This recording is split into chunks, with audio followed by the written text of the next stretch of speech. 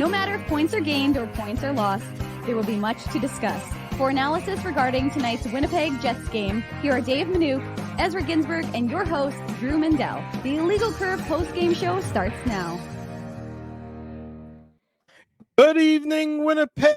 Good evening, Manitoba. For all those joining us live this evening on our YouTube channel and all of our social media platforms, we say good evening, universe, and welcome to the Illegal Curve post-game show alongside Dave Manouk, alongside Ezra Ginsburg. I'm your host, Drew Mandel. Expected it to be sort of a sleepy Sunday, a game against the Anaheim Ducks. You know, usually it's not one that you got circled on your calendar.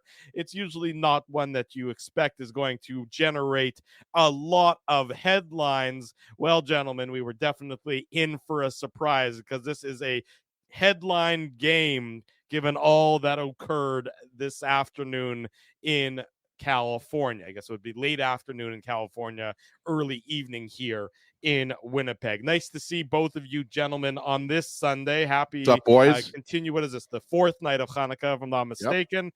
Got that right. Had a big Hanukkah party at my house tonight. So shout out to all the family who were over. It was great to have everyone in the house. How many latkes did Sheldon/Dad have, Drew? You know what? The Hanukkah tracker, like we had a latke tracker. We had like a 3-digit scoreboard tracking the consumption of the latkes. We got up to 999, and then we just had to stop counting. There were that many latkes that were consumed tonight. So we're all hopped up on sour cream and applesauce and fried potatoes here to talk about just a really what started as a pretty dull hockey game that quickly got very concerning, certainly would be a word you could use from a Jets fan, and then became certainly one of the Jets' best comebacks of this season, where the team shows a hell of a lot of intestinal fortitude in admittedly against a bad opponent, but not caving in a third period where they came out and said,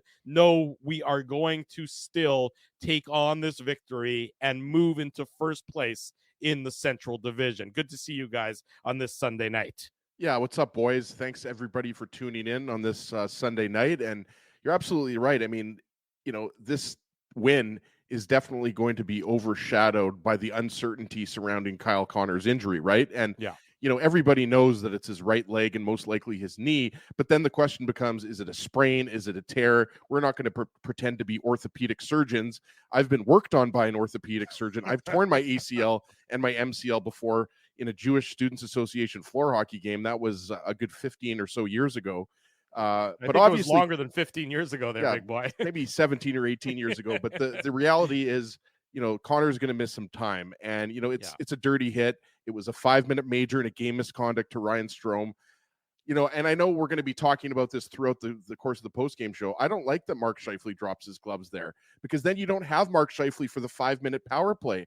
And I don't think you need to stand up for your teammate there. I just don't like that. I Drew, disagree with you. I don't mind the fighting, but I just don't think he needed to fight there, and it takes him off the power play. Doesn't matter. You see your teammate down on the ice. You see that he's been injured by a dirty hit. Mark Scheifele demonstrated a degree of leadership that we haven't seen from him for the last number of years. I have no problem with his reaction there. In fact, I applaud his reaction there and think that, you know, as he's continued to grow this year and become a different and better player, his immediate response there is just part and parcel with that continued growth, Dave. Yeah, no, I mean, that was my initial reaction. I said on Twitter/X that the right decision by Mark Scheifele was to drop the gloves and come to Kyle Connor's defense. When you see a teammate, a guy who's, you know, we've talked about it, he's not a guy who misses any games due to injury, and he's lying there and he's not moving.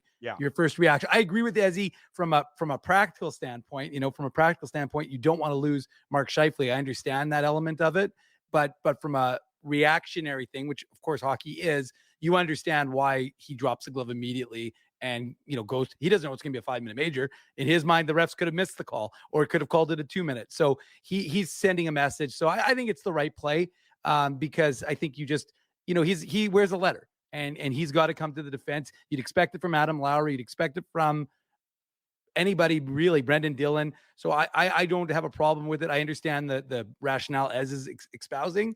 I just think that is in this instance, it's the right play by Scheifele, because you want to see that these guys are sticking up for each other, even though it costs him those 5 minutes on the major. I have to highlight bye Blake's comment. It's very funny. Ezzy's just mad that no one fought on behalf of Ezzy when you got injured in that floor hockey game that caused you to tear up your knee all those years ago. But from my perspective, Scheifele, look, you see your opponent on the ice. I think what we've learned, going back to Gabe Vilardi, and we'll talk about Gabe Vilardi because, of course, he had the game-winning goal in tonight's game. Players on the ice, it's so much of a slower game for the players on the ice. They know when something is dirty. So us in the in the press box, or us in the media, or fans watching at home, it might look innocuous, it might look innocent. Players know when something happens on the ice that is beyond the pale.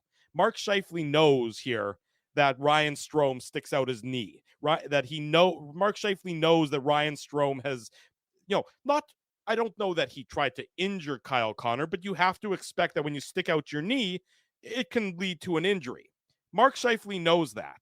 He knows what Strome did. His response is with the knowledge that this guy just tried to take out, certainly one of our best players, certainly one of our best goal scorers, and, screw the power play.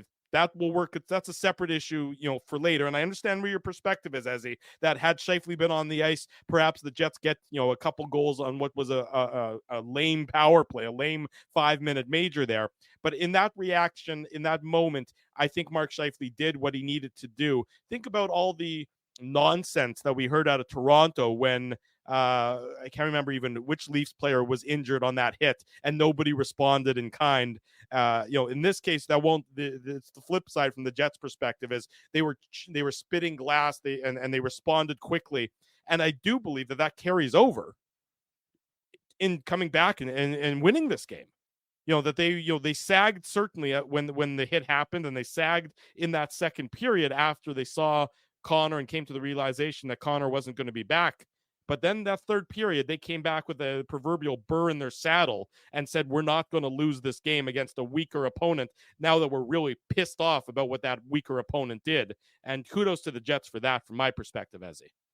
Yeah, they beat the third worst team in the league. The problem is now they're not going to have Kyle Connor. So, I mean, it's over, right? Like, not the season. I mean, it's that Kyle Connor is going to be out for an extended period of time. We don't know how long, but it's probably going to be at least a few weeks, right? So, yeah, it's an incredible victory, but Kyle Connor's long-term health, I think, is the biggest concern right now.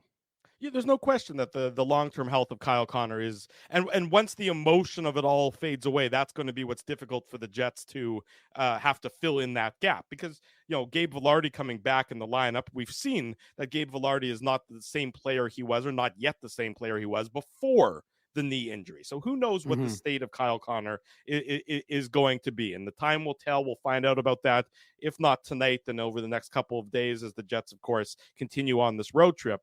But I do believe that showing up tonight in the third period in the manner that the Jets did, I'm not sure that the last couple of years worth of Jets teams, Dave, would have been able to show up in the same manner that the Jets did to avenge their fallen teammate. Yeah, I mean, that's a fair point. And look, there's no point in speculating because we don't know how long he's going to be out, and we'll get an assessment from Rick Bowness tonight. I suspect whatever he'll say is we'll see tomorrow what it brings. They're heading to San Jose after the game, where they'll take the Sharks on Tuesday. So, I mean, to me, you like the fight back. You like the comeback. It was a sleepy game. I was hoping that I'm happy to see so many of you in the chat right now, because after that first period, I thought we'd all be falling asleep and forget about, the post-game show at that point. Got a little more spicy, a little more heated finally. But yeah, I mean, it's definitely a tough situation when you lose a guy like Kyle Connor, who's been such a important piece of this Jets club and who scores, he's right there amongst the goal leaders in the good one by Spency. Now the Jets have some room for Ohtani, but it is. I thought he's going to Toronto. What's that? I thought he's going to Toronto.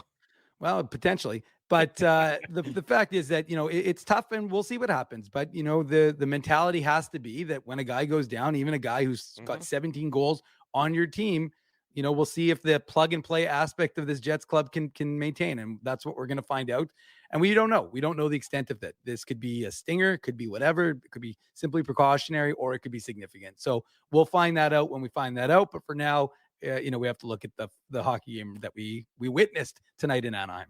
Yeah, and it isn't, obviously, it's not a must-win game by any stretch of the imagination, but it's a game the Jets want to win. They know what happened last night on the out-of-town scoreboard, and even though it is too early in the season to really be doing a lot of a standings watch, but they know that basically everybody around them in the Central Division lost, and they knew the opportunity that was sitting in front of them. And that opportunity was first place in the Central Division.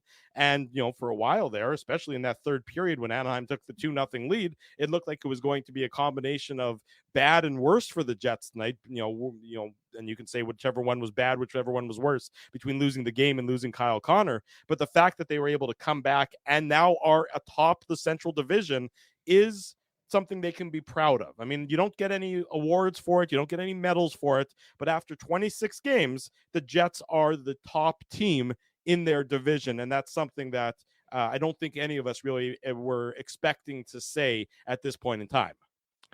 Yeah, absolutely. There's no doubt that this was an impressive win. Like you said, when Adam Henrique scored the goal to put the Ducks up 2-0, I mean, the Jets were in trouble there. And they're down Kyle Connor, their best player. The second period was not good for the Jets. They were the better team in the first period. I think most people would agree with that. But the 5-minute power play definitely sucked a lot of momentum away from the Jets. I think there were only 2 shots, and if I'm not mistaken, Josh Morrissey had both of them. So it's an impressive win for sure, considering the context. And you're absolutely right. I mean, the Jets are in first place right now. Ahead of the Colorado Avalanche. I think they still have a game in hand, or maybe it's the same amount of games in hand. Pardon me, the Jets same have amount a game. of games, Jets but have they're a game first, in hand. So you're right. I mean, it's not necessarily where we thought they would be at the beginning of the season. And I think, a lot of people are going to have to change their expectations for the Jets. I think, this is, whether you want to call them elite, they're certainly, right now they're playing like an upper echelon team, whatever word you want to use. They're just a good hockey team. And, there's a lot of hockey to be played in the regular season, but I mean, the record speaks for itself, right? And the other thing I would jump on is defensively, right? This is a team that's limiting goals against. And as he's right, you saw that Henry 3 a game. Yeah, that's what 16 games in a row now, Drew. So I mean, it's a pretty impressive stat. It's one we talked about with Craig Button yesterday. It's one we talked about ourselves on the Illegal Curve Hockey Show yesterday morning. So I mean, that is one of the elements of this team, and you said it. And again, I don't know where they stand as of right now. I'm sure you can look it up as I'm talking where their goals against stands. But as you spoke to Ezzy and I yesterday morning, the Jets were atop the NHL, tied with the Bruins and was it the Kings? Bruins and Kings. Yeah. Yeah. So the Bruins and the Kings were, and the Kings and the Rangers are doing battle tonight in New York. But, the Jets defensively have been a much better team. And so you wanted to see that continue. And as he's right, the Ducks aren't a very good team. They're dealing with a lot of injuries. I thought we might see former Winnipeg Jets draft pick 2014 fourth rounder Chase DeLeo, who's the captain of the San Diego Gulls, but he was dealing with it. I think he had an MCL injury. So hopefully Chase Jr. would be around too. Yes, that's true. But I think he's been out he just got back in the lineup for San Diego. But the fact is that the Ducks have dealt with a lot of injuries. They're not a very good team. They still have some NHL players, and they've got who is it, Vetrano, who's got 14 goals. So they can still, and John Gibson. I mean, I highlighted it before the game started. Connor Hellebuck and John Gibson. Since Connor Hellebuck got into the league as a full-time NHL goaltender in 15-16, he and John Gibson have faced more shots than any other goaltending pair in the entire league. It's crazy. Like, I think, although it's amazing because Hellebuck has actually faced about 14,000 shots in that time, and Gibson's about 13,000. But their goals against averages and their save percentages are very similar. So two guys that have faced a lot of rubber in their day going head to head. So it was going to be an interesting game from that element of it. But look, you like the fact that the Jets, had some sort of gumption and played for their teammates and came out with a win. 30 minutes and 17 seconds, the time on ice tonight for Josh Morrissey. Wow. I mean, that's Wow. it's over half the game. I mean, usually you might get that number if a game goes into an overtime period, but to play more than half the game regulation is just an incredible number. Now, admittedly, of that 30 minutes, 10 of it was on the power play because the Jets had so many power play minutes, but Josh Morrissey was an absolute beast for the Winnipeg Jets tonight, and he was certainly one of the driving forces behind the Jets coming back in this game in getting the victory. He had 2 assists in the game as well. But 30 minutes of ice time, Ezzy, is not something we're used to hearing, from a guy like Josh Morrissey, who's certainly continuing to grow. I believe I saw post game Mark Scheifele said that this was. Let me see if I can find the quote. That Mark Scheifele said that something along the lines of this was Josh Morrissey's. Mark Scheifele called tonight's game perhaps the most impressive game of Josh Morrissey's career. So that's pretty high praise from Mark Scheifele talking about Josh Morrissey playing more than 30 minutes in tonight's game, Ezzy. Yeah, we talked about it on the 5-minute power play. Jets only had 2 shots. Morrissey had both of them, and then obviously he assists on Morgan Barron's goal and also Gabe Velarde's goal, which was the eventual game winner, right? So he was great. I mean, you just don't see defensemen play 30 minutes that often anymore. So I agree with what you said about Morrissey. I don't know if you could say that was his best game ever, but he was certainly the best defenseman on the ice. Yeah, he was very impressive for the Winnipeg Jets. Look, I'll give the Jets credit. They stepped up. That they really did. They stepped up in a difficult situation in that third period, especially when you're down. I'll be honest, when they're down 1-0 at the start of the third, fine. 1 goal, anything can happen there. But when you're down 2-0, and we'll get into the Betway game recap momentarily here, Dave. When you're down 2-0 and you're without Kyle Connor and you looked a little lethargic for a lot of the last, let's say 25 minutes of the game or so, to them to then find that second wave and that second boost and then say, no, we're going to win this game and we're going to win in regulation. I don't know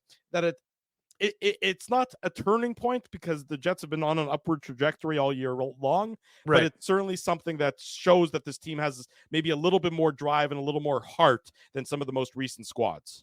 Well, I mean, look, I think the reality is that we've often, you want to talk historically, Drew, we've seen Jets teams in the past would kind of turn their tail. And even though they've won 3 in a row, say, all right, tonight's not our night. Mm-hmm. They'll just lament it and they'll, fold their tent for the third period. And they didn't do that.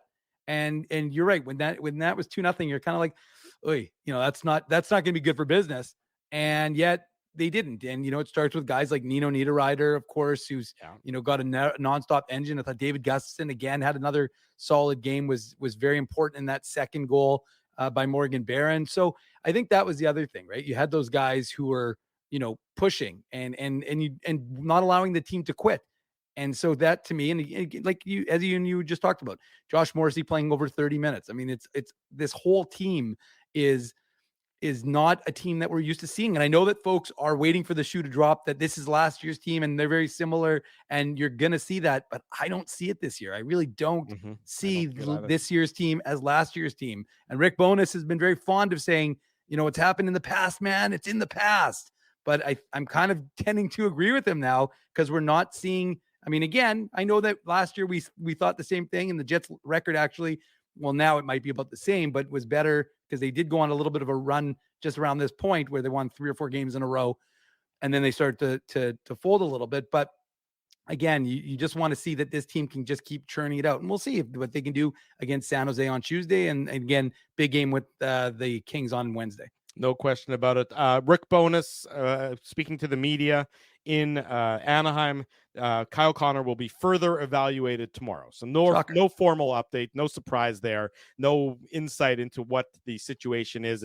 Doesn't look good, certainly, but we'll find out more tomorrow, which means, of course, you'll have to keep it locked to illegalcurve.com for all your latest on Kyle Connor. And of course, later after the post-game show, illegalcurve.com will have your comprehensive game recap from tonight's 4-2 Jets victory over the Anaheim Ducks. Let's get into the game recap courtesy of our friends at Betway.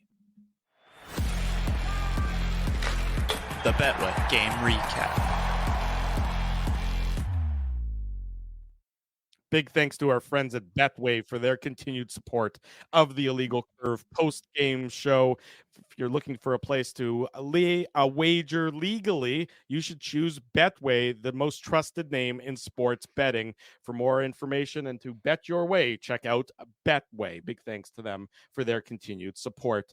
So we mentioned that, the first period, 14-8 shots on goal in the first period, and it was a relatively, I would describe, normal first period up until, of course, the Kyle Connor injury. That's when everything was quickly turned on its head. That injury coming at the 27-second mark of the second period. So the first period where I thought the Jets played well against an opponent that they really are better than. They outshot the Ducks 14-8 in the first period, and after 20 minutes, I'd say it was pretty normal, pretty straightforward. Nothing that anybody would have expected was going to result in one of the more noteworthy, newsworthy contests of the season so far. So that really don't need much to get into in that first period. I'd say, aside from what we talked about, Jets had a couple of power play opportunities in that first period. Troy Terry takes a tripping penalty at 7:03. No dice for the Jets. The Ducks take a too many men on the ice penalty at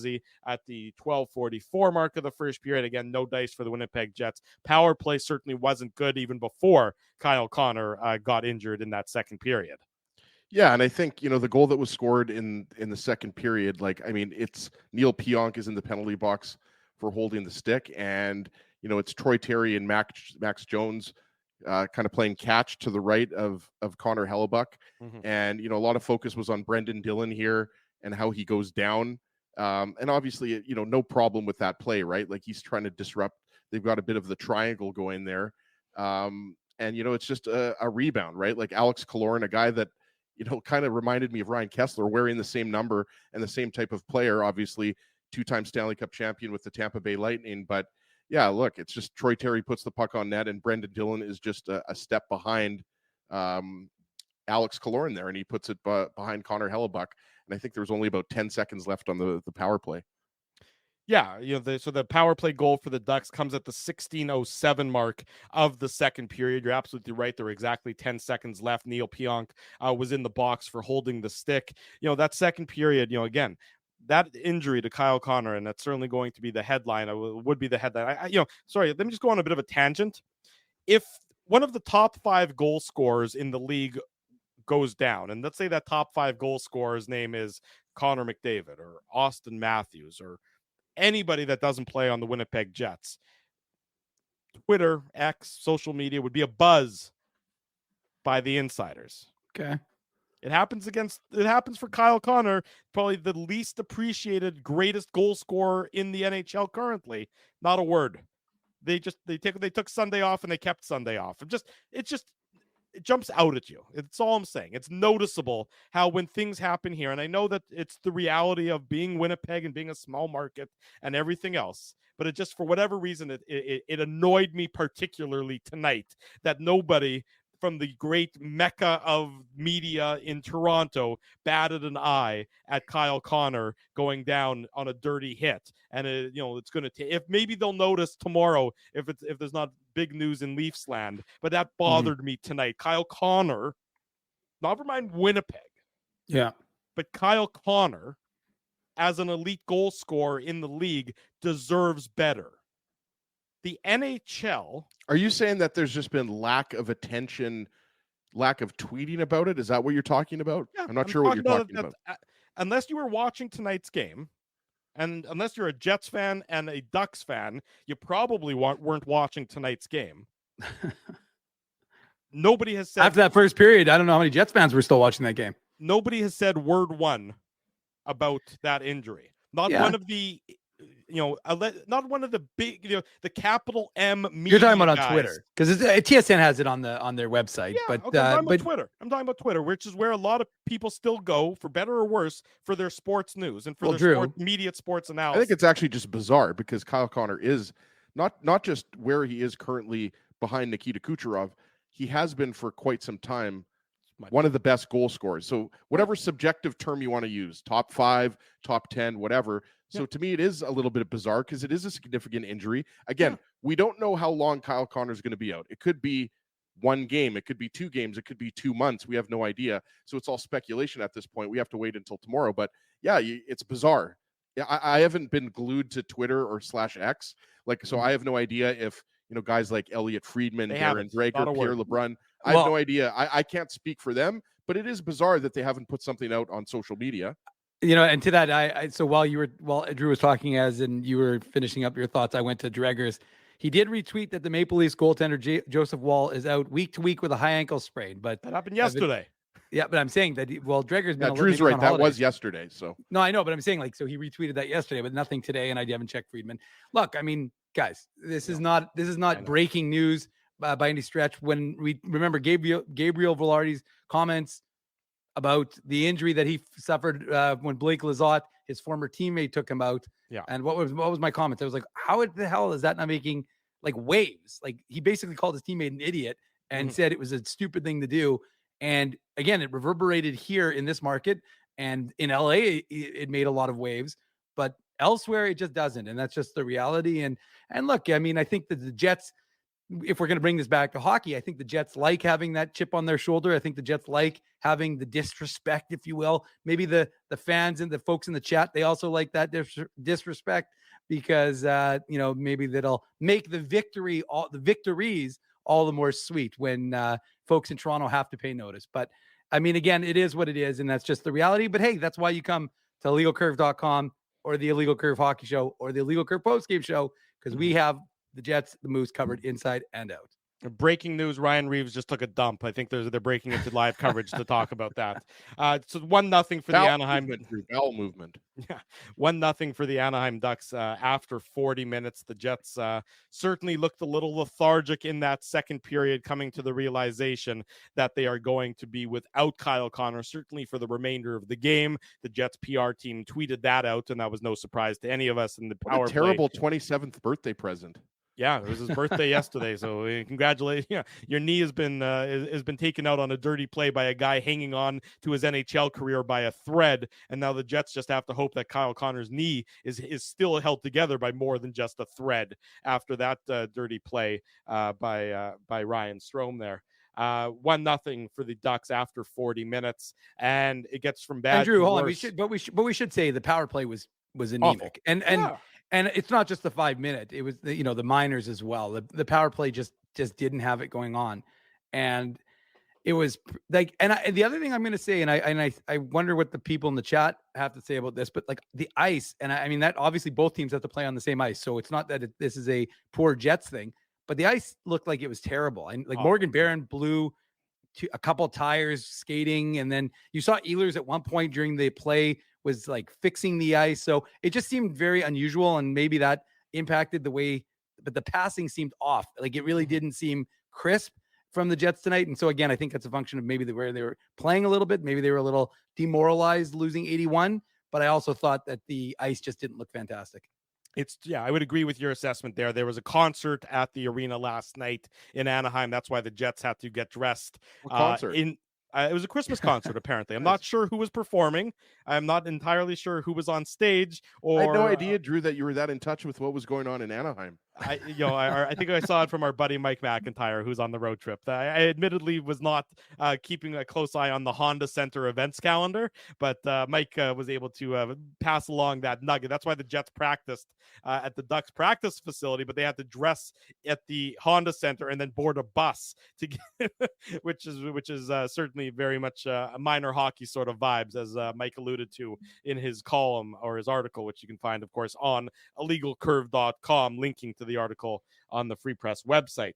1-0 for the Jets, and the Jets come close to tying it up. 1-0 for the Ducks. 1-0 for the Ducks, pardon me. 1-0 for the Ducks after 40 minutes, and the Jets come close to tying it up early in that third period. It was my brain has gone blank for a second. Hang on, I will find out exactly who it was. Alex Iafallo, that's who it was. Rang went off the crossbar, and the Jets came that close to tying it. But what happens, as it so often does in hockey and in sports, the other team goes down the other length of the ice and ends up scoring when you came that close to tying it up. Adam Henrique, his 5th of the year, assist to Silverberg and Radko Gudas, this at the 1:15 mark of the second period, as he probably not a great goal that Connor Hellebuyck gives up here. Yeah, no, you're right. I mean, Radko Gudas makes a nice pass to Jacob Silverberg, who's at center, and Silverberg finds a streaking Adam Henrique. But you're Mhm. absolutely right. I mean, this is not not a goal that Connor Hellebuck's going to like. Yeah. But look, I mean, Henrique scored a lot of goals in the NHL, right? You guys know I followed him a lot closer when he was with the Devils, but I think he's been with the Ducks for 5 or 6 years now, Dave. So Henrique's a guy that's, he's had his fair share of goals in the NHL, but yeah, it kind of looked like what would be a routine save. And I'm not sure if it's maybe Hellebuck's going a little bit left to right there. Like, it was a nicely placed shot, but you're right. I mean, it seemed like a shot that Hellebuck would normally save, Drew, I think is what you were trying to say. And at that point in the game, that was only a minute and 15 into the third, I think. So you're down 2-0. And, Kelly Moore mentioned this. I was listening to the radio broadcast between the second and third period. And Kelly Moore mentioned, I think he said that the Ducks have only been leading 3 times prior to tonight's game. So this would have been 4 times that the Ducks have all year. Yes. And obviously this is their first loss. Yes. We're 25, 26 games into the season, and they've only led 4 times after 2 periods. So going up 2-0, the bench probably thought, okay, I mean, this is going to be, win number 4. Our time to shine.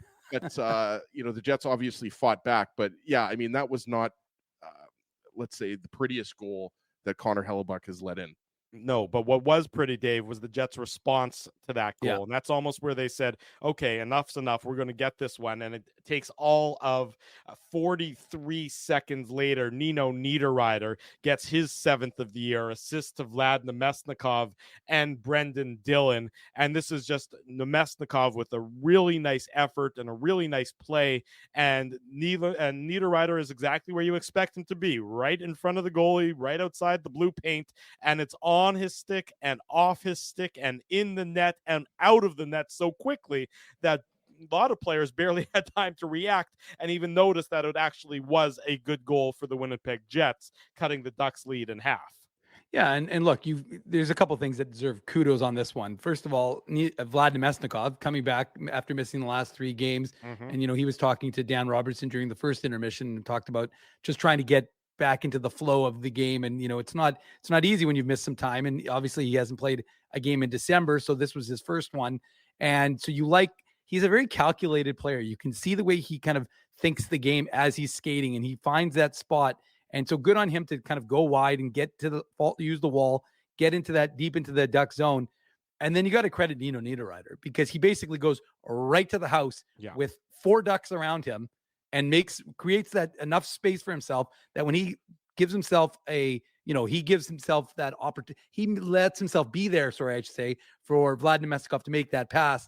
And you're right, Drew. I mean, it was funny because we're watching that. Ez and I are watching it, and I'm like, did that go in? Because it looked like it went in, but the camera really didn't indicate that it went in. Nobody really reacted. John Gibson didn't even react as if it had gone in. So you're watching it, and you're like, I think it went in, but I'm not certain if it went in. So yeah, I mean, it's critical to score that quickly because, when Connor Hellebuck gives up that second goal, which you don't love because he saw it from a distance, you're thinking to yourself, is this going to be what we've seen traditionally from the Jets?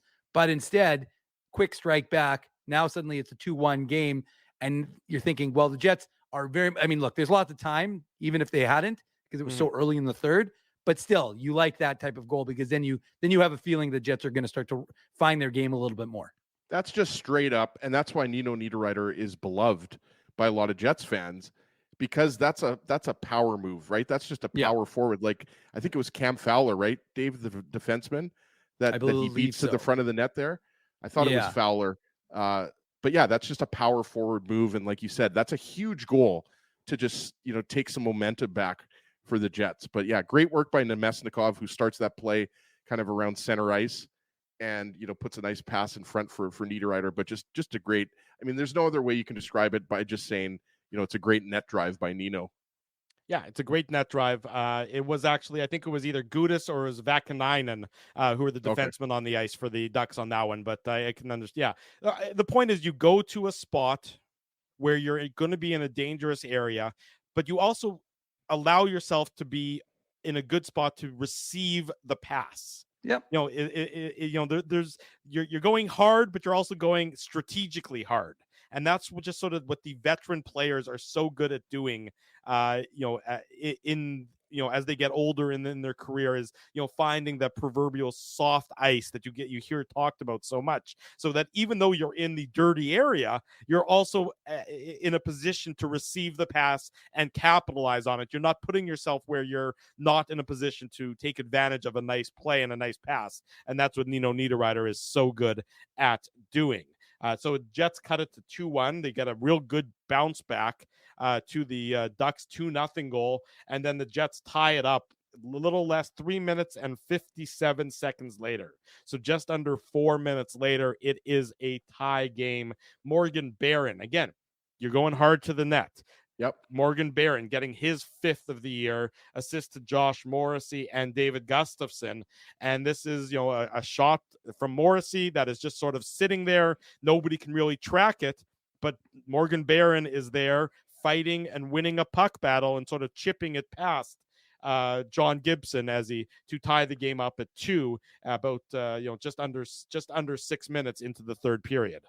Yeah, and I made a note of this. Dave and I were watching the game here like we normally do, and Morgan Barron breaks up a possible 2-on-0. Yes, right? Good so point. you got to start off with that, right? Like Yeah. Morgan Barron makes a really nice defensive play, kind of around center, near the Jets' blue line, breaks up a pass. I forget who made the pass, but we're watching the replay here. But yeah, I mean, this is another great net drive. Morrissey puts the puck on net, and now I know who the defenseman is here. It is Ilya Lyubushkin.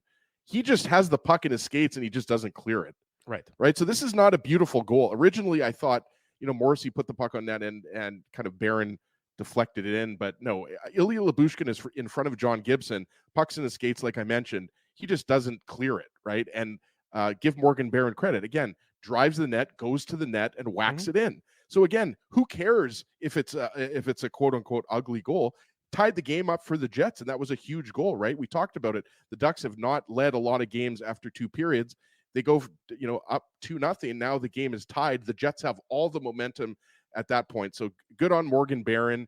Obviously, he's playing on the 4th line, has played on the 4th line the majority of the year. Might see him in an elevated role.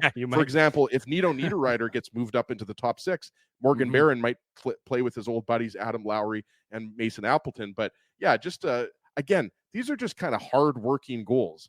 And these are the types of goals that you have to score when you're down 2-0. And it kind of, let's be honest, this was a bit of an ugly game, right? Like this was kind of the first period, like this game was scoreless for almost half of the game, more than half the game, right? And I don't think a lot of people had that on their bingo card, right? With the way the Ducks, like without Jamie Drysdale, without Trevor Zegras and Mason McTavish, I certainly thought, the Jets would be up 2-0 or 3-0, not the other way around in the third period. So yeah, good on Morgan Barron. That's just great hard work being rewarded, really. Yeah. And look, first of all, Ezzy's Ginsburg guarantee from yesterday's show comes true. 16 straight games for the Jets without giving up 3 goals or more.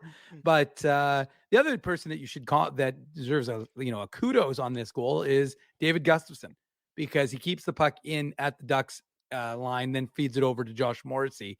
And David Gustafson, again, he's only got the 2 goals and 1 assist, but you can just feel like he's the kind of guy he's playing right now like a guy who doesn't want to be taken out of the lineup. He's playing, and again, I don't say that because I think he's playing with fear.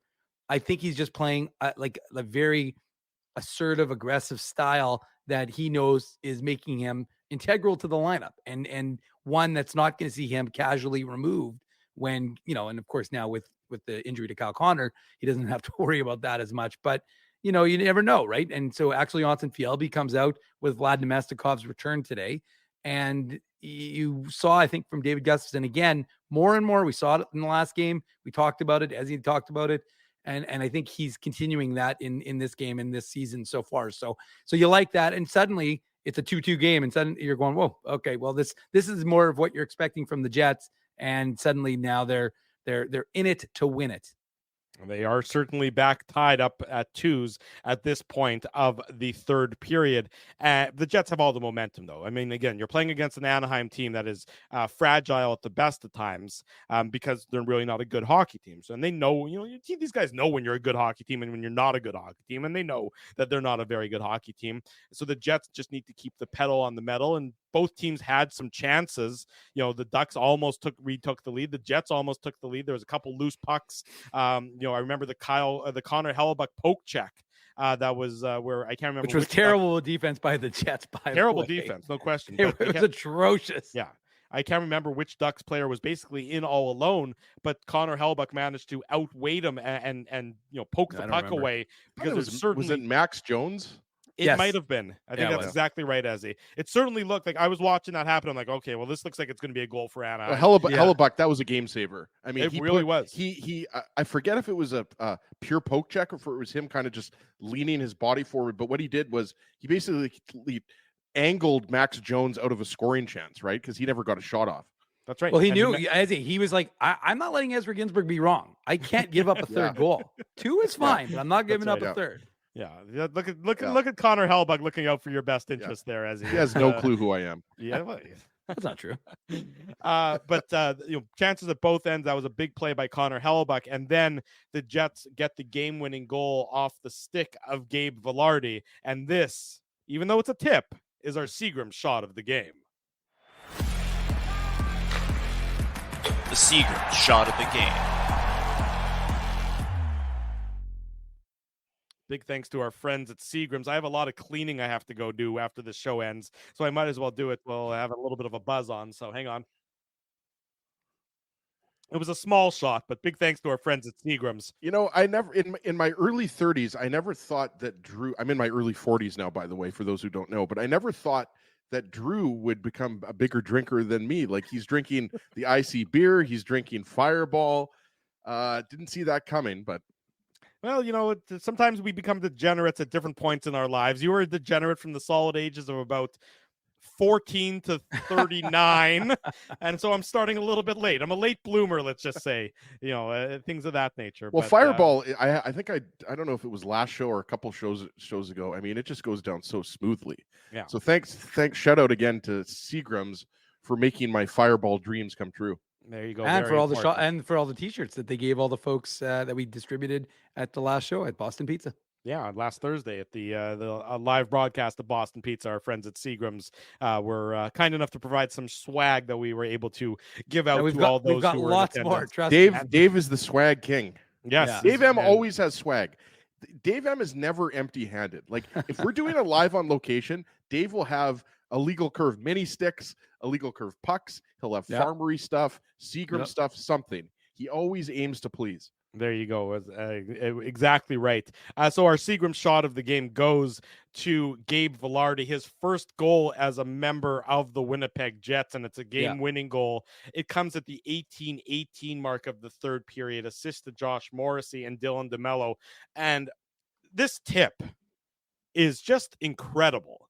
The level of skill needed to be able to perform this tip, this level of eye-hand coordination, I honestly thought, I'm like, how did he tip that? I thought he was like standing basically by the boards when he got that tip on that puck. It's a shot from Morrissey from the point, and Gabe Vilardi he's not screening John Gibson. He's to the side of John Gibson, and he's not really in what you would describe as a high probability area for a tip, but he is able to get his stick on the puck and redirect it past John Gibson. No chance for the Ducks goaltender, but this is just such an incredibly high skill play by Gabe Vilardi for his first goal as a member of the Jets and for the game-winning goal in tonight's contest for the Jets. Okay, I don't mean to bring this up. I don't know how many people are watching the replay right now. Gabe Vilardi might have got away with a little bit of a slew foot there. Watch earlier in the play. Watch the play. Yeah. Radko Gudas is the defenseman. I didn't notice this, Dave, until now. But actually, if you watch the replay, there's a little bit of a Gabe Vilardi, and I like Gabe Vilardi, and obviously, happy that the Jets won. But Radko Gudas and Gabe Vilardi are kind of side by side, and there's a little bit of a trip there. And then Radko Gudas obviously gets up, and it's not him that takes Vilardi. It would be, who's his D partner here? Who did we say earlier? Would it be Vakanainen? Vakanainen, yes. Yeah. Number 5. So Vakanainen is Urho Vakanainen, a household name. Household name. Urho Vakanainen. So it's actually Vakanainen, the defenseman, that takes Gabe Vilardi. But just saying, for people in the chat, don't necessarily have to watch it. Just watch the replay. Watch like 3 or 4 seconds before the goal. And again, I'm not taking anything away from Gabe Vilardi. All I'm saying is you can see on the replay that he might have gotten away with a little bit of a slew foot. At the end of the day, who cares? The Jets win. Vilardi scores his first goal as a Jet. All I'm saying is there might have been a little bit of a trip there on Gudas. Well, Radko Gudas has never tried to perform any illegal activities on the ice or anything. Maybe there was a little bit of karma there, right, Drew? Yeah, exactly. No, but the one thing you have to talk about is the fact that you're right, Drew. I mean, when Ez and I first watched it, we're like, did Morrissey somehow get that in? Because it didn't seem like there was anyone even close to blocking Gibson's eyes. And then you realize that he's a good, seems like he's 5 feet away from even being anywhere close to a difficult area. But again, you credit Gabriel Vilardi for, having the presence of mind to have his stick available. And the defenseman, it's kind of like watching a football. Guys, not paying attention to the play. And Vilardi tips that home beautifully. And it's his first goal for the Jets. And the one thing I liked from the play was I liked that the Jets were still pressing. They felt you could sense that the Ducks, I thought the Ducks were sitting back, hoping to just get to overtime and think anything can happen in OT. But to me, I like that the Jets kept pushing because I think the Jets were smell a little bit of blood in the water and anticipating that there was going to be an opportunity for them to take out Anaheim. So I like that they kept pushing. And again, it's appropriate that it's Josh Morrissey because he was, as we talked about, such an important part of this game. So he puts it on. And Vlad Mesnikov, again, important in that play because he was in the scrum. He's the one who originally dug the puck out and then put it back to the point. And it was DeMello to Morrissey, right? And then Vilardi tips that home. So 3-2 and it's a minute 42 left in the third. So at that point, it's just about wrapping it up because it really didn't feel like the Ducks were going to be able to get anything going to tie that game. And the Jets made sure the Ducks weren't going to be able to get anything going. They kept possession, in the offensive zone, or at least on their stick until right about the 55-second mark. And then that's when the Ducks were able to gain the zone, but weren't able to do anything. And then a nice play, Nikolai Ehlers to Mark Scheifele. And this one even was had a little bit of a headhunt going on as Ehlers chipped the puck up. One of the Ducks players came in and missed him, but certainly noticed, took a run at Nikolai Ehlers to try and break up the play. And Mark Scheifele also noticed that after he put the puck in the net, he did a quick turnaround and told one of the Ducks players, gave him a piece of their mind. I don't know if he said the word frick or if he said the word stronger language. Ross Johnston, I think it was. Ross Johnson, who of course played for the New York Islanders and was acquired off waivers by the Anaheim Ducks, I think maybe about a month ago or 6 weeks ago. Certainly one of the Ducks players took a bit of a run at Nikolai Ehlers, but missed. Ehlers with the nice chip into soft ice, and Scheifele, and there's sort of something poetic about it. Scheifele with the response on the Kyle Connor hit, and Scheifele into the empty net to give the Jets. And if you looked at the score and you didn't watch the game, you say, yeah, the Jets should beat the Anaheim Ducks 4-2. This game had more meaning, and this victory had more meaning for the Winnipeg Jets, and they're full marks for the 4-2 victory in Anaheim. Winners of 4 in a row now. The Jets are first in the Central Division, and they're next in action on Tuesday night. Drew, it was Pavel Mintyukov, the first-round pick. It wasn't Ross Johnson, but you're right. I mean, he did take a bit of a run at Ehlers. The Johnson family. Yeah, exactly. No, and I mean, at the end of the day, they get the empty netter. The Jets win. It's their 4th win in a row and their first place in the Central. So all that matters right now is that, but also what matters is hopefully, this isn't going to be an ACL, MCL tear, and it's going to be shorter term because obviously if Kyle Connor is going to be out for 2 months, 3 months, whatever, longer possibly, I mean, that's going to affect the Jets offense big time. Well, I'll tell you what, after we come back from break, Rick Bowness had some very interesting comments about that hit that was laid on Kyle Connor. The Jets had some interesting comments in their post-game media availability. We'll bring you some of those comments. We'll talk about those comments. We'll put them up, the quotes of those comments. So stay with us. Much more to come. It's a Sunday evening. The Jets victorious 4-2. It's the Illegal Curve post-game show. Drew Mandel, Dave Minuk, Ezra Ginsburg with you. Much more to come. Don't go anywhere. Your coworkers love you because you always make them laugh. You're the life of the party with stories that have them rolling on the floor. Or maybe you're just the quiet one in the corner with the one-liners that just slay. Do you have what it takes to become Winnipeg's funniest person with a day job? Try your luck. Hit the stage at Rumors Comedy Club, and you could be walking away with $1,000 cash. Winnipeg's funniest person with a day job, presented by Rumors. For all the details, head to rumorscomedyclub.com. So you're a pizza person, you married a wing person, but somehow your kids are salad people. You can't pick your fam, but you can pick your BP meal deal, starting from $18.99 for takeout or delivery at bostonpizza.com. The game can change just like that. Accidents happen when you aren't protected. So now what? Getting to your injury quickly can make all the difference. Help prevent them from being game changers with Linden Market Dental Center. Bonding, crowns, bridges, and dental implants. State-of-the-art treatments are available to help you get back in the game. To learn more, visit lindenmarketdentalcenter.com. Creating smiles for life. Whoa, Ezzy, everything okay? You look stressed. Of course I'm stressed. We're moving, the house is upside down, the kids failed miserably at packing the fine china, and my life is in chaos. Chaos! Yes, that does sound like a problem. What am I going to do?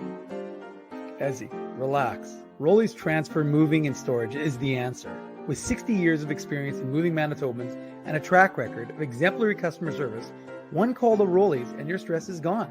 No job is too big or too small. Just visit Rollies.com and they will take it from there. Thanks, Dave, and thank you, Rollies Transfer Moving and Storage, online at Rollies.com. Boston Pizza harnessed Fanalytics to test if the game is better at home or at Boston Pizza. The results are irrefutable.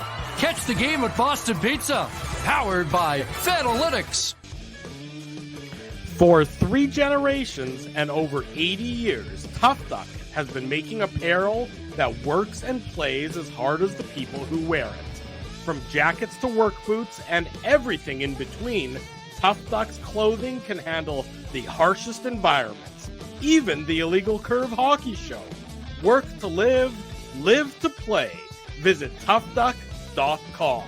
Shortly after the bottom of the hour, welcome back to the Illegal Curve post-game show. Drew Mandel, Dave Minuk, Ezra Ginsburg. Reminder, so the Jets play Tuesday night. The game starts at 9:30, which means the post-game show is going to start Wednesday morning, right around 12:15 in the morning. So please join us Wednesday morning, bright and early, or very, very late, depending on your perspective.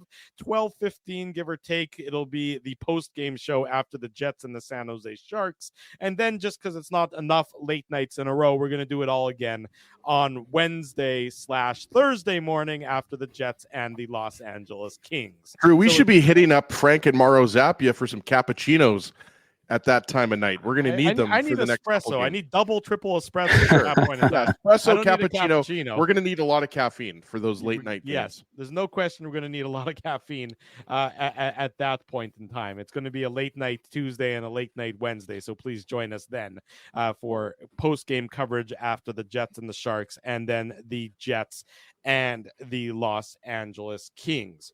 Okay, so here's Rick Bowness on the Ryan Strome hit that injures Kyle Connor. Quote, this is courtesy of Mike McIntyre of the Winnipeg Free Press, who's on site on the road trip through California, so we appreciate him bringing us these quotes. It's a knee on knee. He sticks his knee out. You hope that's suspendable. The referees made the right call. 5-minute major and a game misconduct, and we'll see where it goes from there. So that's the Jets head coach on the hit that injured Kyle Connor. And he's 100% right. It's not like, this is a blatant kneeing penalty. The player, I just don't know if he gets suspended because there was a game misconduct.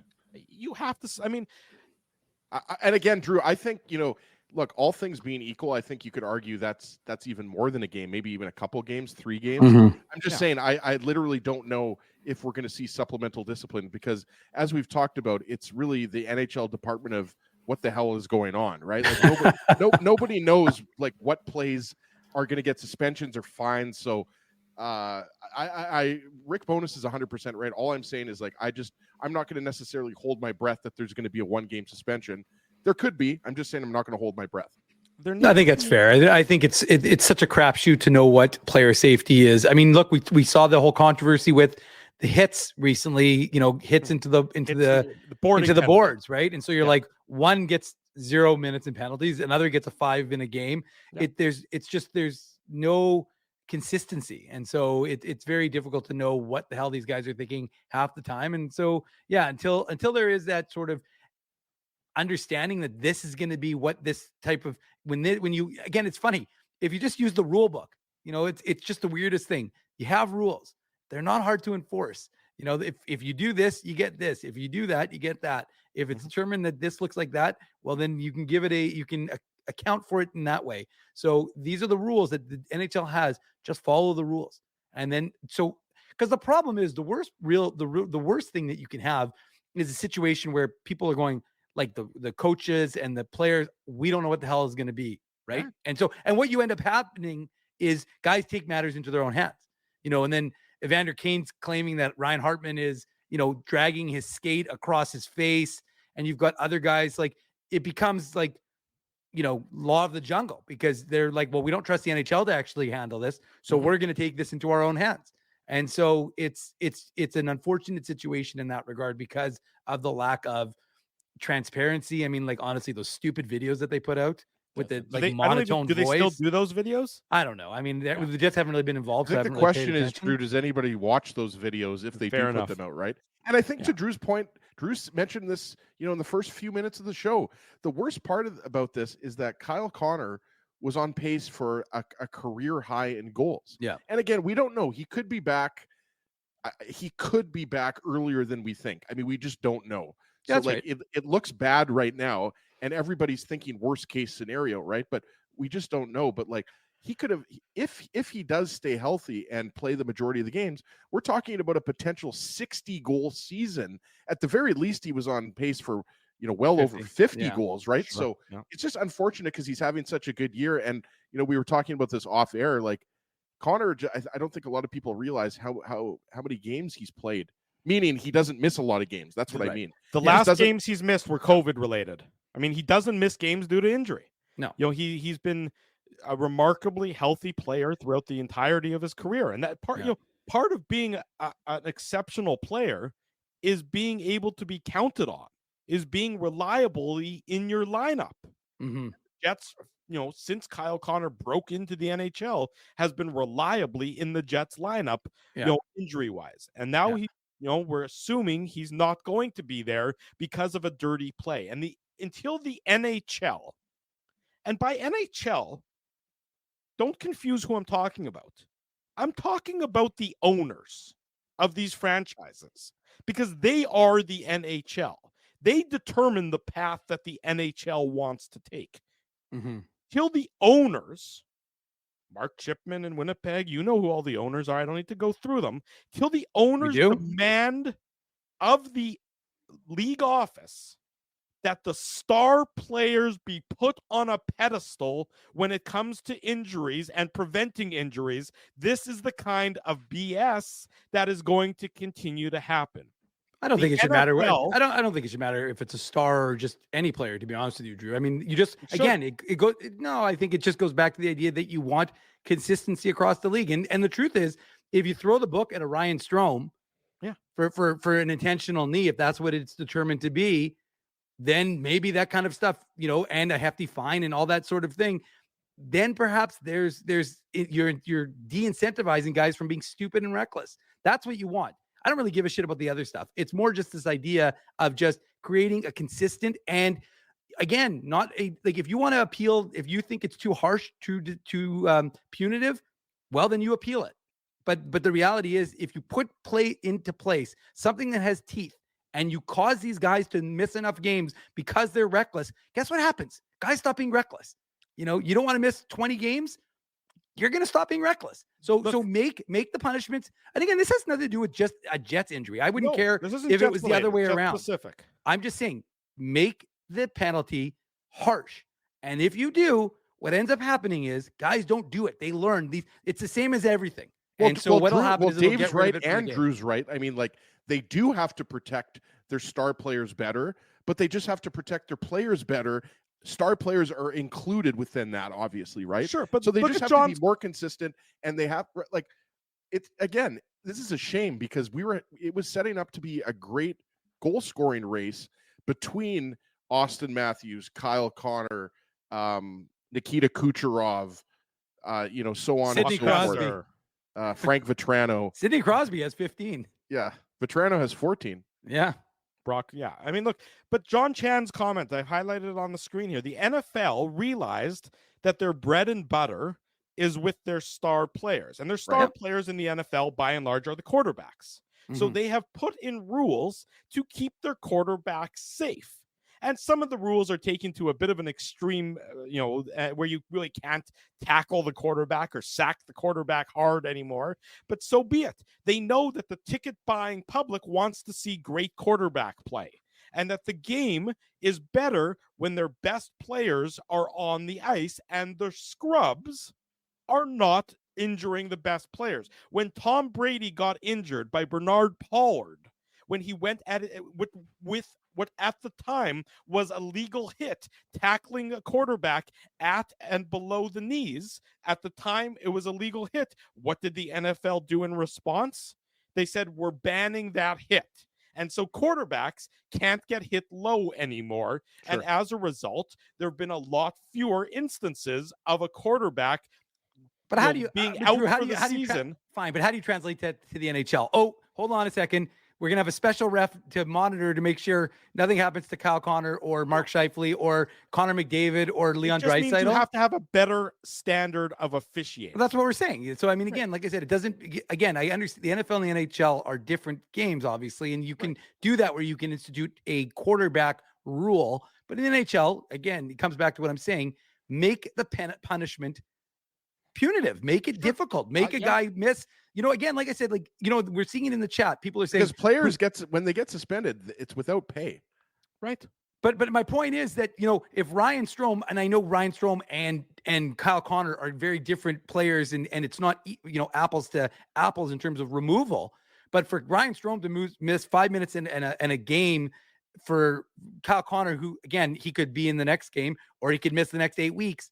It's not equal. And so the reality is there's no punishment for the casualness of Ryan Strome sticking his knee out. So make that a significant enough penalty that when a player does that, they're not going to do it because they know I'm going to miss 15 games. I'm going to miss 10 games. And so the problem is these rules are a joke. And if guy misses 1 game, 2 games, 3 games, think about how many times you see a guy get a fine. And don't get me wrong, NHL players are the cheapest. So losing, people say, what does $2,000 mean to them? They still get upset when they lose $2,000. But the fact of the matter is, make them harsh, make it difficult, and they'll stop doing this. Did Jacob Trouba get suspended for that slash to the head? No, got fined. Yeah, $2,500. That was vicious. And I realized that a lot of people were saying, well, it just looked like that because of the angle. I apologize. I don't remember who he slashed. I'd have to look it up. I guess I could Google it right now, but keep going. Jacob Trouba, that was a slash to the head, and he didn't even get a game. Slashing a guy to the head, if that doesn't get a game, I mean, what? Trent Frederick of the Boston Bruins is who he slashed. There you go. If for people watching or listening on the podcast, just YouTube it or whatever. Jacob Trouba slash Trent Frederick. That was a couple of weeks ago now, maybe a month ago. Mm-hmm. But I mean, that, like Drew said, that was a fine, and a fine, a fine is. That's a slap on the wrist. That's nothing. For these guys that make millions of dollars a year, a $2,500 fine is nothing. Look, you want improved officiating, you want consistent discipline meted out by the head office. It starts with a dictate from the ownership and a dictate from the general managers. So, all the complaining about George Peros. Thank you, Ed McStinko. All the complaining from the general managers, or all the complaining, it starts with the front offices of the teams themselves. They can be the ones who can demand a better and better treatment and more consistent treatment. As soon as they do that, then you'll see it change. Until that, it's never going to change, and you're going to have the roulette wheel, and you're going to have guys like, frankly, if I had to play for the Anaheim Ducks this year, I'd rather be suspended. So I don't think Ryan Strome's going to mind that much that he might get suspended and miss a couple of their games. What's the difference going to be? They're going to lose 48 games this year instead of 46 games. Who the hell cares at that point in time? But the point is, the Jets are now likely to be without one of their superstars, and the Anaheim Ducks, the penalty that'll be handed out to them will be a very minor inconsequential slap on the wrist. Couple other comments from Rick Bowness before we get to the Tough Duck hardest hitting comment. Rick Bowness on Mark Scheifele stepping up to fight Ryan Strome. Quote, that's the leader Mark is. That's why he didn't hesitate to jump in. He saw what happened. He saw it was a dirty hit, and he addressed it right away. So good on Mark. More from Bowness on Josh Morrissey. Quote, the last 2 games, he put the team on his back, which he's capable of doing. He made some great plays. He's so great with the puck. He's just a tremendous skater. Elite hockey IQ. He's made some awesome plays at the right time. And the final one, Rick Bowness on Gabe Vilardi getting his first goal, the game-winning goal. Huge. We talked to him this morning. We just want him to get going and get aggressive. I don't worry about mistakes. Just get your feet going. Play aggressive. Play with an attitude, and we'll deal with the rest. Rick Bowness is taking credit for Gabe Vilardi's goal. Just like a big salad from Mindy's or wherever it wasn't Mindy's. Whatever the name of the rest. What? No, Mendy's. Oh no, Mendy's was the restaurant. Monk's Cafe. Wasn't it Monk's Cafe? Yeah, it was Monk's. Yeah, okay. Yeah. There you go. There was the soup where it was a cream soup and did he crumble? That was Mendy's. Yes. But nonetheless, we don't need soup to get down is a meal, I think. We don't need to get down a Seinfeld rabbit hole. Instead, we'll wrap up the post-game show with the Tough Duck hardest hitting comment. The Tough Duck hardest hitting comment. I immediately realized what I did. After this, we'll do a Manuk Moose minute, but dear God, Dave, please keep it tight. Go ahead, Ezzy. Who gets the Tough Duck hardest hitting comment? We're going to give it to Rob Noakes. See Rob Noakes in these post-game shows a lot. So, Rob, thank you for your continued support of our IC. Obviously, we thank everybody for joining us. We've got over 300 people watching. We had over 450 earlier. So, obviously, a lot of people pumped up about the Jets' 4th win in a row and the fact that the Jets are 1st overall in the Central Division right now. Rob's comment, you see it there. I would love to put that 3rd line out for the 5-minute power play right away because they would remain composed and show the power play 1 and 2 what to do. I like that because that was a unique, it's a good comment by Rob because you obviously don't see that very often. Teams have their number 1 power play, their number 2 power play, and we know that the Jets were emotionally affected by a Kyle Connor leaving the game in the way that he did, right, with the knee injury. So, Rob, send me an email. I like that comment a lot. Ezra@illegalcurve.com, or you can slide into my DMs on X/Twitter @ICSEG, and Tough Duck will ship out a toque to you. We actually got Tough Duck to ship out 2 toques to Leslie Mitchnick, who won the hardest hitting comment a few games ago because unfortunately, he didn't get his toque last year. That might have been my fault, Leslie. I apologize. We have a lot of Tough Duck hardest hitting comment winners, so we're going to send Leslie 2, and we're going to send Rob 1 for tonight's comment. There you go. Congratulations. And Rob's, by the way, in Uruguay, is he? Oh, I did not know that. Hopefully, Rob has a Manitoba address, but we'll figure that out. Okay, but does Rob live in Uruguay? I don't know if Rob is currently in Uruguay, so we don't know if Rob lives there. Well, Rob, are you in? Do you live in Canada? Because if you're in Uruguay, that might be a little bit expensive. I could always go to Uruguay. Uruguay. I was going to say, we definitely is a beautiful country. Great. I believe they've won the World Cup of Soccer, if I'm not mistaken. Pretty sure that's not the case, but they're a good soccer. No, they're a good soccer nation. Oh, he's in California and Uruguay there, so we're good. He's in 2 places at once. That's even more impressive. I believe that is his saying residence-wise. Thank you, Dave. I understood what. But hold on. But Rob's dad lives in St. James, so we can even get some local elements. It's getting closer and closer. Eventually, it's just gonna as he's just gonna deliver it upstairs to Dave's bedroom somehow or another. Okay. By the way, you guys thought I didn't know what I was talking about. Uruguay has won 4 world championships in soccer. Wow, really? 4 World Cups? World Championships. I was like, that seems like you're making a distinction there. No. What's a world championship in soccer? They've won 19 FIFA official titles. All I know is on Wikipedia it says Uruguay is one of the most successful teams in the world. Wow. As he played FIFA soccer on his Genesis with Uruguay and won a game is what happened. Uruguay is powerful in soccer, and it's very hot there. So, Rob, there we go. Yeah. Matthew Thompson. They says they won the first World Cup. There you Thank go. you, Matthew.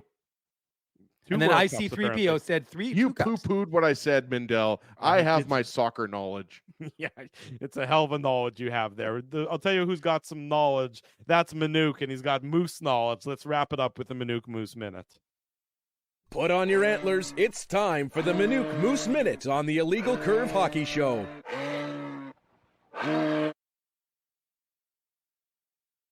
I'm going to keep this one tight. Please. I tells you. So the Moose were in Calgary to take on the Wranglers. They're one of the best teams in the Pacific, and Manitoba did not have a very good fate on Friday. I didn't get a chance to talk about it because I forgot, because we were in such a rush to finish the show on Saturday morning. But I won't go into that one other than to say that the Moose had a good first period, terrible second, and even though they were having a better third, goals-wise, they weren't. So they lost 6-2. They were looking for to earn themselves a split in the rematch. So it didn't get off to a very good start. Now, again, injury-wise, Chaz Lucius, the 2021 first-rounder, he took a maintenance day last week, which I thought was unusual. I wasn't certain. Turns out he wasn't able to play either of the games. So hopefully when the Moose get back to town, they're back tonight, but they're back on the ice on Tuesday. We'll get an update on Chaz and also Kyle Capobianco. He's dealing with a hip issue. Head coach Mark Morrison told me last week. So he missed both games this weekend. Dmitry Kuzmin, the 2021 third rounder, he played his first two AHL games this weekend, I should say, in Calgary. And things got off to a poor start because, much like the Jets, the power play for the Moose was not good today. They gave up not one, but two shorthanded goals. Dryden Hunt, he opened the scoring for Calgary in the first period, about midway through the first, to give them a 1-0 lead. Artemi Nizev, not a good play actually on either of the shorthanded goals against and the 5-on-5 goal, but it was not a great goal to give up. But 2 minutes later, Jeffrey Viel, he ties the game. He gets his second. Right place, right time. And Brad Lambert, got to talk about him because he had a beautiful play, whip around the zone, create some time and space moving his feet, and he set up that goal. So now it's 1-1. And then again in the second period, deja vu. Again, the Wranglers score shorthanded to take a 2-1 lead. And you're like, oh, God, I've seen this script before. But the Moose fight back. Christian Reichel, who's been doing everything but score, gets his first goal of the season. And you could see that it was weighing on him. I talked to him a couple, about 10 days ago. And he was like, I feel like I'm doing everything right, but score that goal. Well, he scored the goal through the monkey off of his back.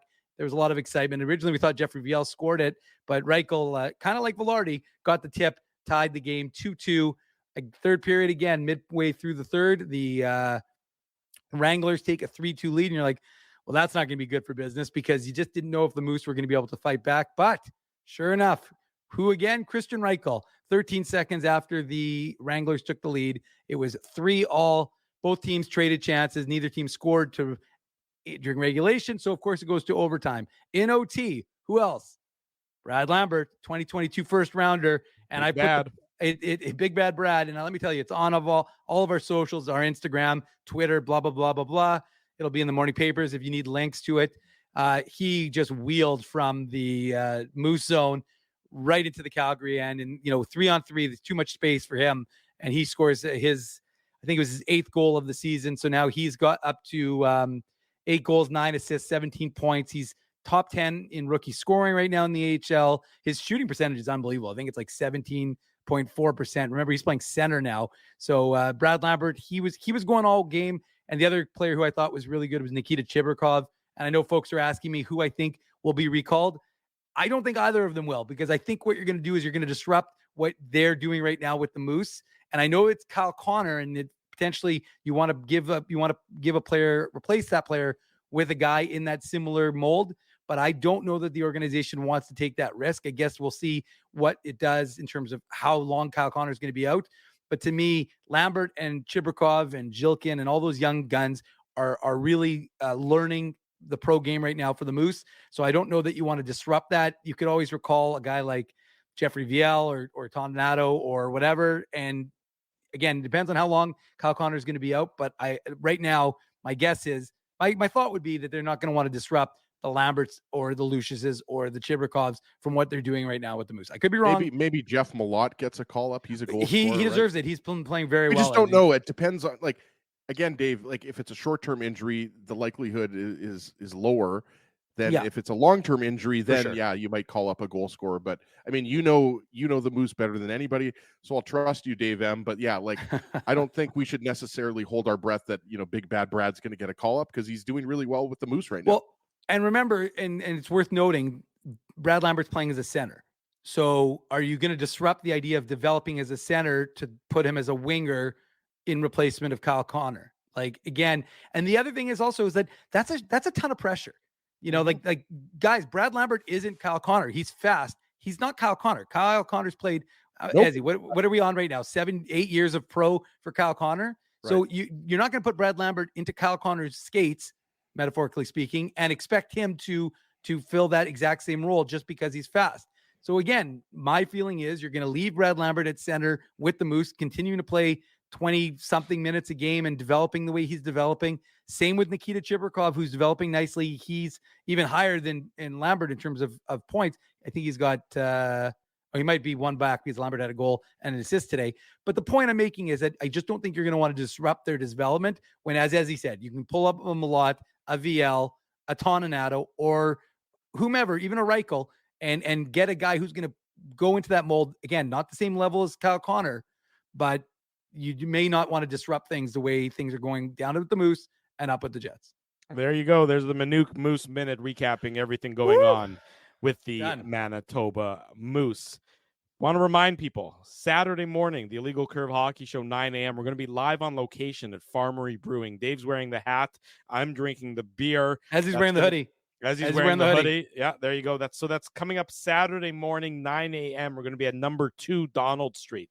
That's the Farmery Brewing retail location. We'll do the IC Hockey Show from there. So if you're looking for something to do on Saturday morning, come on by. Grab yourself some IC beer. Grab yourself any of the great products that our friends at Farmery have available, and come say hi and tune in for Saturday's Illegal Curve Hockey Show. That's coming up at Farmery Brewing, number 2 Donald Street. Of course, we'll be back on Tuesday night / Wednesday morning. That's going to be for the Illegal Curve post-game show after the Jets and the San Jose Sharks. So it's going to be a late night / early morning. So please let's hope they recall Leon Gavanke. Yeah. I mean, we'll see if it's Leon Gavanke's revenge game. So stay with us after that game on Tuesday night for the latest edition of the Illegal Curve post-game show. Want to say a big thank you to all of our sponsors. They make the post-game show, the Saturday show, the website a possibility. Our friends at Rumors Restaurant and Comedy Club, Linden Market Dental Center, Zappia Group Realty, Betway, they're the title sponsor of the post-game show. Tough Duck, they're, of course, the Tough Duck hardest hitting comment. They're our friends sponsor that.